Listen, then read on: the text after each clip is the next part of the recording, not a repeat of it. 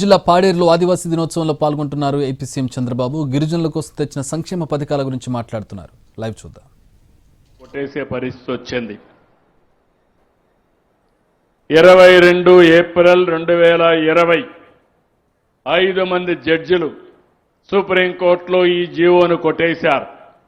కొట్టేసిన తర్వాత మళ్ళీ మొదటి తీసుకొచ్చారు.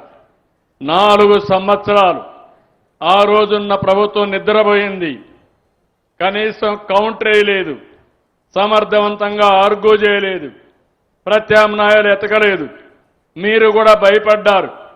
ఏదైనా మాట్లాడితే మిమ్మల్ని జైల్లో పెడతారు, కేసులు పెడతారు అని మీరు కూడా భయభ్రాంతులైపోయారు. మా గిరిజనులు అల్లూరి సీతారామరాజు గారి ఆధ్వర్యంలో బ్రిటిష్ వాళ్ళ గుండెల్లో నిద్రపోయిన మా గిరిజనులు కూడా ఆ 5 ఏళ్లు భయపడి ఇంట్లో పడుకున్నారు.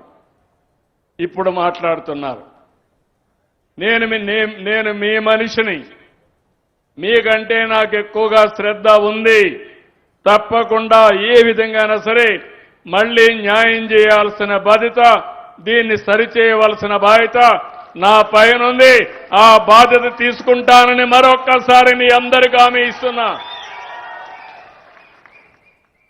అత్యున్నతమైన న్యాయస్థానం సుప్రీంకోర్టు ఒక నిర్ణయం చేశారు. అయితే మన వాళ్ళు కొంతమంది మొన్నే నేను అడిగితే ఇలాంటి సందర్భాల్లో ఎక్కడ ఏం జరిగాయని ఆలోచిస్తే 2-3 సందర్భాలు జరిగాయి. నాకంటే మేధావులు ఇక్కడ ఎవరైనా ఉంటే ఈ నియోజకవర్గంలో ఇప్పుడు అంటున్నారు 1-2 ఎమ్మెల్యేలు ఉన్నారు. 7 గిరిజన ప్రాంతంలో ఎమ్మెల్యేలు 5 మందిని తెలుగుదేశం పార్టీని గెలిపించిన బాధ్యత మీ అందరిది. తెలుగుదేశం జనసేనని గెలిపించారు, ఎన్డీఏని గెలిపించారు, కానీ ఇక్కడ మాత్రం గెలిపించలా.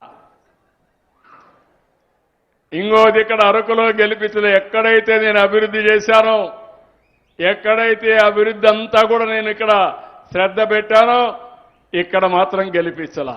కారణం నాకు తెలియదు. కానీ వాళ్ళు అంటున్నారు ఇప్పుడు వచ్చి నన్నేదో ప్రశ్నిస్తారంట.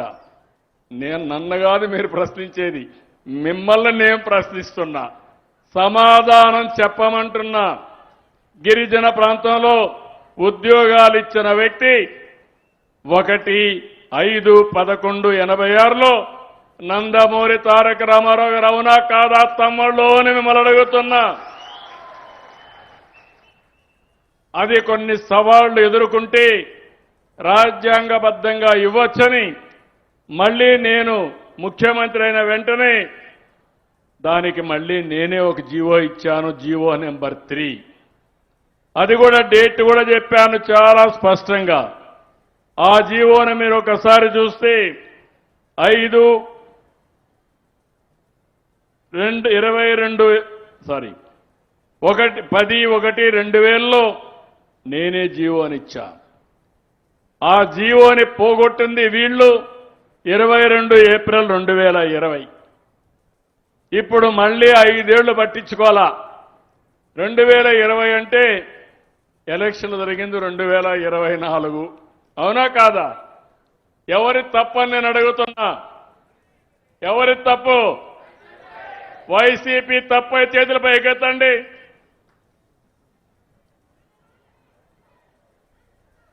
ఏమమ్మా?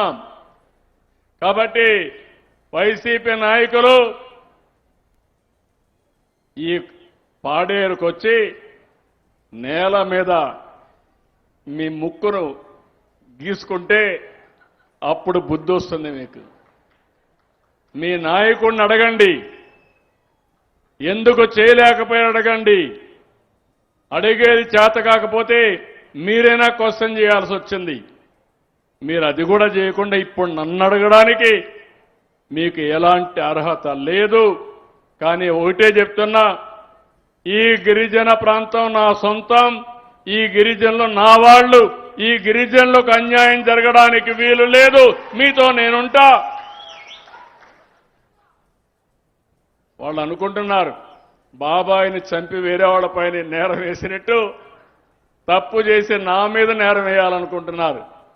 నేను చాలా మొండి. ఇలాంటి వాళ్ళని మాత్రం వదిలిపెట్టడం. ఒకసారి చూస్తే నన్నే ఏమార్చారు. నేనే సీఎం, నిద్రలేశా. ఎలక్షన్లు 2019 బిజీగా ఉన్నాను. సాక్షి పేపర్లో స్క్రోలింగ్ వచ్చింది. ఏమని వచ్చిందంటే వివేకానంద రెడ్డి గుండెపోటుతో చనిపోయాడు. ఏం తమ్ముళ్ళు, ఏమమ్మా మీరేమనుకుంటారు? పాపం అనుకుంటారు లేదా? నాకు ప్రత్యర్థి వేరే పార్టీ, వైఎస్ఆర్ కాంగ్రెస్ పార్టీ, నేను కూడా అనుకున్న పాపం. అతను ఆ కుటుంబంలోనే చాలా మంచోడు. నేను చాలా సంవత్సరాలు చూశాను. అజాత్ శత్రువు, ఎవ్వరు శత్రువులు లేరు అతనికి.